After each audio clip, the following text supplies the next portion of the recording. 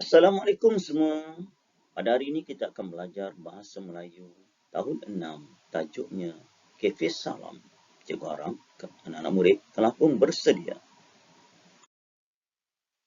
Objektif pada hari ini, yang pertama, cikgu mengharapkan anak murid dapat menyampaikan cerita dengan sebutan yang betul, intonasi, gaya dan aspirasi yang sesuai berdasarkan kemahirannya, iaitu kemahiran mendengar dan bertutur.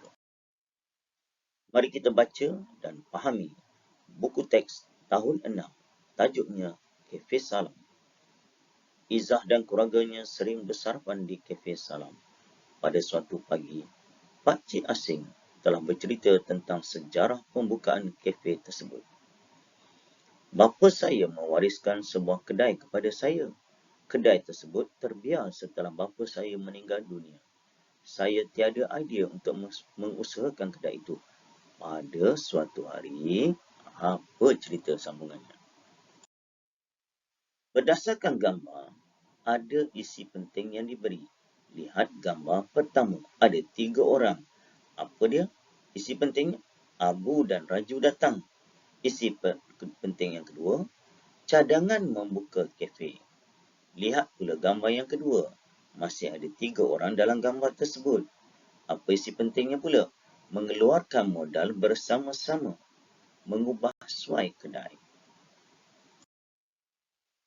Gambar ketiga pula, tertera Cafe Salam. Logonya, isi pentingnya apa? Mencipta logo kafe. Dan yang kedua, melambangkan semangat setia kawan. Lihat pula gambar yang keempat. Isi pentingnya, dikunjungi pelanggan pelbagai kaum dan semakin maju. Latihan pada hari ini, anak-anak murid dikenaki melengkapkan dan membuat ayat ataupun membuat cerita ringkas berdasarkan isi-isi penting dan berpandukan gambar yang diberi. Mari kita bincang apakah jawapan yang sesuai bagi latihan pada hari ini. Perenggan pertama telah pun diberi. Kita ulang balik semula supaya ada perkaitan antara perenggan pertama, perenggan kedua, ketiga dan seterusnya.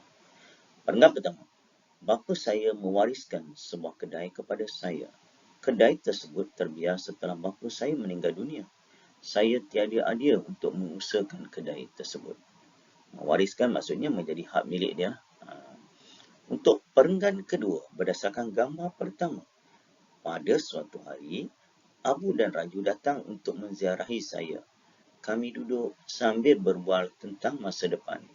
Mereka memberikan cadangan untuk membuka kafe di kedai bapa saya yang terbiar itu.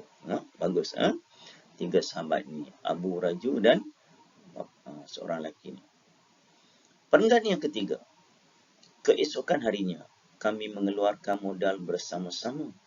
Kami mengubah suai kedai itu untuk menjadi kafe. Kami mengecat dan membeli kerusi meja yang cantik. Perenggan berikutnya, untuk menarik perhatian orang ramai, kami mencipta logo kafe ini. Logo Cafe Salam diletakkan di hadapan kafe. Logo itu melambangkan semangat setia kawan antara kami. Mereka ada 3 kaum, Melayu, Cina dan India.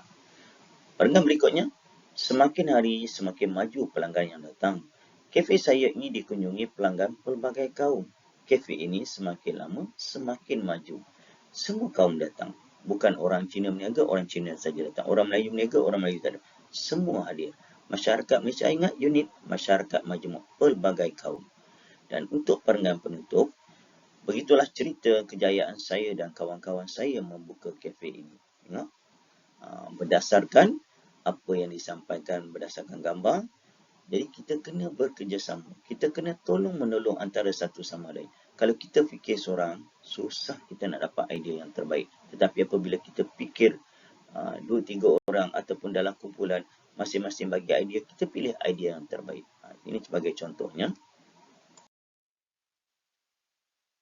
Sebagai rumusan dan kesimpulan berdasarkan tajuk yang kita pelajari hari ini iaitu Cafe Salam.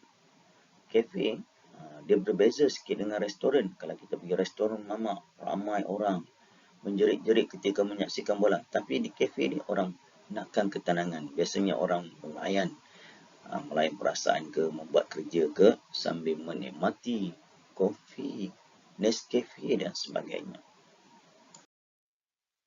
Itu saja perkongsian cikgu pada hari ini. Kita jumpa lagi dalam tajuk yang seterusnya. Terima kasih kepada anak-anak murid yang masih bersama cikgu. Dan selamat datang, selamat berkenalan kepada yang baru saja subscribe. Kita teruskan untuk membuat latihan supaya kamu tidak ketinggalan dalam pelajaran. Assalamualaikum. Bye semua.